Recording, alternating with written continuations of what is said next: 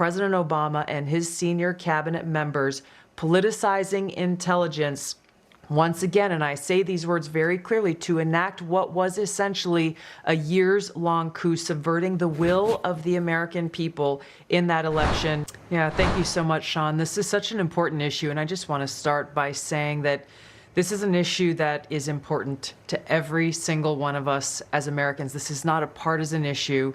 It has to do with the integrity and the strength of our democratic republic. Tulsi Gabbard says Obama ran a coup against Trump, and the documents prove it. So, all right, Tulsi isn't MAGA. Yes, she eventually joined the campaign in support of Donald Trump and eventually became a part of his cabinet, but she isn't MAGA, and that makes this bulletproof, in my opinion. Let me show you why. As we watch Tulsi Gabbard, Obama ran a coup against Trump. The documents prove it. And it lays out this over 100 documents that you're referencing that I released, declassified and released, spells out in great detail exactly what happens when you have some of the most powerful people in our country directly leading at the helm, President Obama and his senior-most national security cabinet, James Comey, John Brennan, James Clapper, and Susan Rice, and others, essentially making a very intentional decision to create this manufactured, politicized piece of intelligence with the objective of subverting the will of the American people, who in November of 2016 delivered a historic victory to President Trump, defeating Hillary Clinton.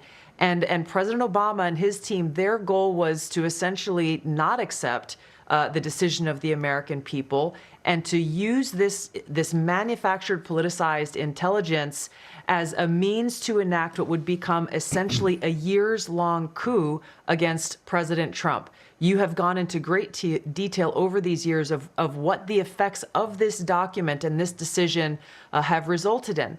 Obviously, a years-long Mueller investigation that cost taxpayers almost $40 million, 2 congressional impeachments, endless smears and attacks against not only President Trump, but his family. Now, it's crazy that many people have forgotten that this actually happened. President Trump's family, his kids, his grandkids, were being harassed because of a lie that was told for years. If this had happened to a first family like the Clintons or the Obamas, the left-wing media would have lost it. So let's not forget that this actually happened to President Trump and his family. He had senior members of his team who were investigated, some arrested and jailed. We had heightened and increased tensions between the United States and Russia. The list goes on and on about the consequences of President Obama and his senior cabinet members politicizing intelligence once again, and I say these words very clearly, to enact what was essentially a years-long coup, subverting the will of the American people in that election. There it is. Obama's own team buried the truth, then manufactured the lie. And this lie is still being told till today. I still speak with people who believe that everything that they hear on the media is true, without questioning it. They read it up and they think that, hey, that's true. And you know what? The media never rolled it back to say everything we said wasn't true. And this is one of those things that they keep saying till this day. And you know what? That's not politics. That's a coup. In November. Now, you referenced this President's Daily Brief document that was drafted for President Obama in early December that reaffirmed what the intelligence community professionals, as you say, had been assessing for the previous 6 months leading up to the election, which was that Russia neither had the intent nor capability to essentially hack the outcome of the U.S. election. As you said, President Obama's political appointees pulled that document before it could be published, and it has not been published until we released it today.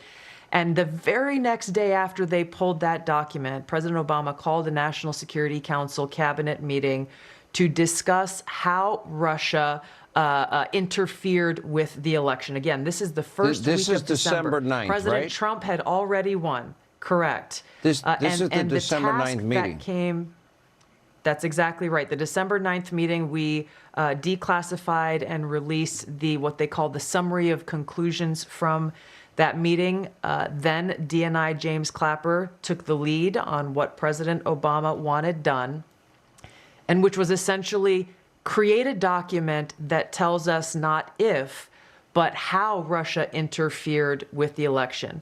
President Obama delivered the conclusion that he wanted the intelligence community to reach, and directed them to find and essentially create and manufacture the intelligence to support the conclusion that President Obama wanted to deliver to the American people. Once that document was drafted, the deep state kicked into gear and did what they usually do. They started leaking this classified information out to their friends at the Washington Post and others who are working hand in glove with the deep state to lay the groundwork for the assessment that they eventually released that served as the basis, once again, for this years-long coup with the goal of trying to subvert the American people's will and usurp President Trump from being able to deliver on the mandate that the American people gave to him when they chose to elect him as president of the United States. This is crazy. And we hear from TDSBC how this is the weaponization of the justice system, that there's nothing there, there's nada there. Look, after hearing all of this detail, what else do you need to hear? Okay? What else do you need to hear? All right, I don't know about you, but everything that I've heard so far sounds like criminal conspiracy, plain and simple. Now, the question is, will the DOJ act, or will this be buried again? Let me know in the comments section what you think, and I'll catch you on the next one.